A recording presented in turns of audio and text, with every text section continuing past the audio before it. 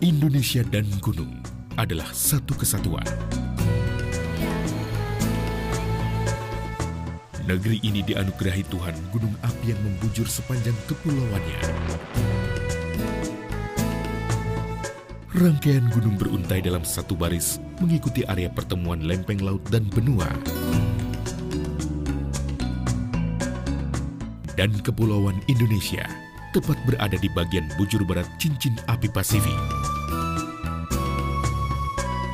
Berawal dari pantai barat Amerika Selatan, lalu ke pantai barat Amerika Utara, melingkar ke Kanada, semenanjung Kamchatka, Jepang, Indonesia, Selandia Baru, dan Kepulauan Pasifik.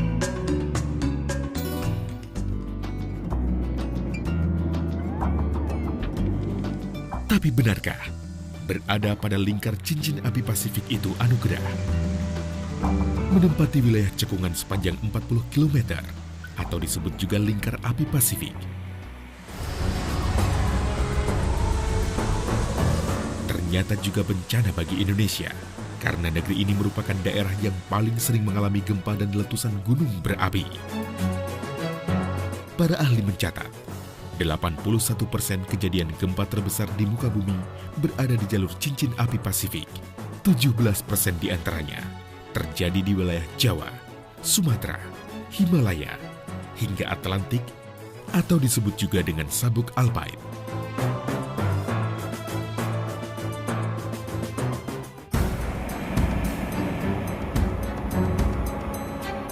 Keganasan gunung vulkanik sudah dialami bumi Indonesia sejak ratusan, bahkan ribuan tahun yang lalu. Setidaknya ada 3 peristiwa letusan gunung yang menggemparkan dunia ada di Indonesia. Letusan Krakatau pada 27 Agustus 1883 misalnya, mampu mengeringkan lautan sekitarnya hingga menimbulkan tsunami setinggi 40 meter. Tak kurang dari 40.000 orang tewas saat itu.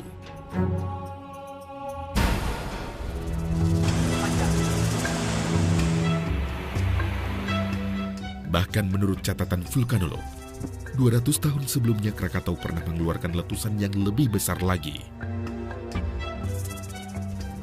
Kini gunung ini tumbuh kembali menjadi gunung anak Krakatau.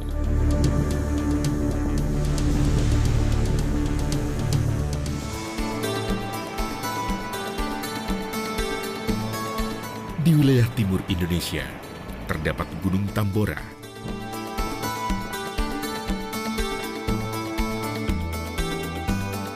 Kekuatan letusannya mengubur 3 kerajaan yang berada di kaki gunung ini pada masa itu dan menjadi letusan terdahsyat di peradaban manusia modern.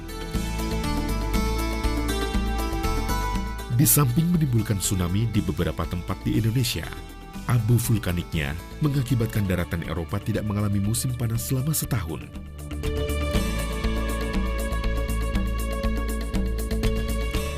Juga menciptakan kaldera aktif terbesar di dunia, sekitar 700 kali luas lapangan sepak bola.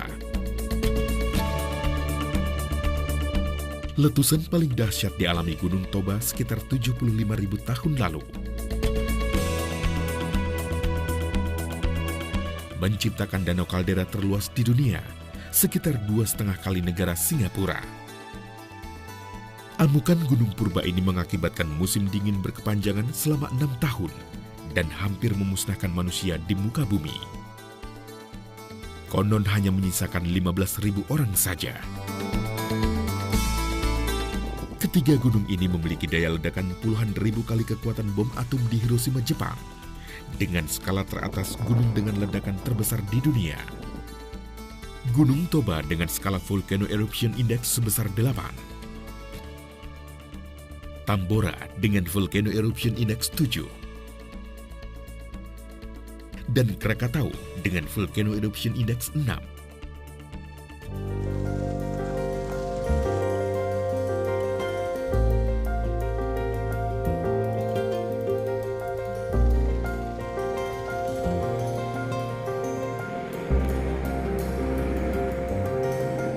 Kondisi geologi Indonesia memang berada di daerah yang rawan gempa dan gunung api.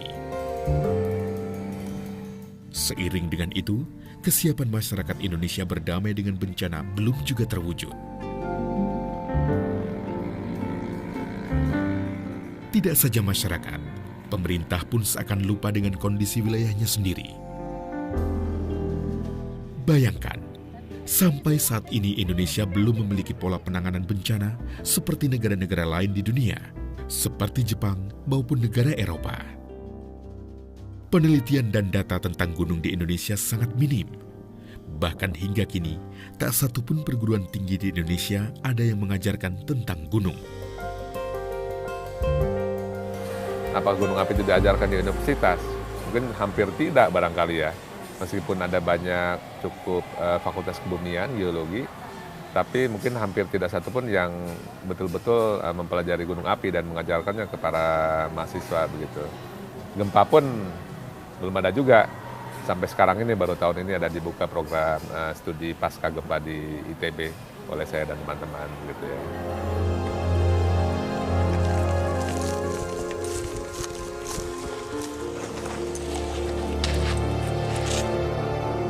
Belum tersedianya informasi yang cukup dan kurangnya riset dan data tentang gunung api dan tsunami semakin memperparah pola penanggulangan dan penyadaran masyarakat dalam menghadapi bencana yang datang silih berganti.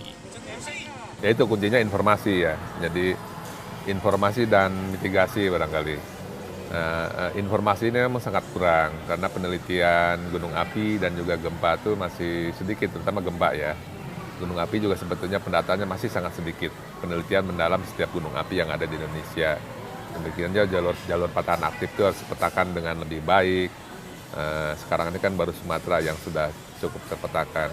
Tapi yang di Jawa, Nusa Tenggara, Maluku, Irian itu masih sangat regional.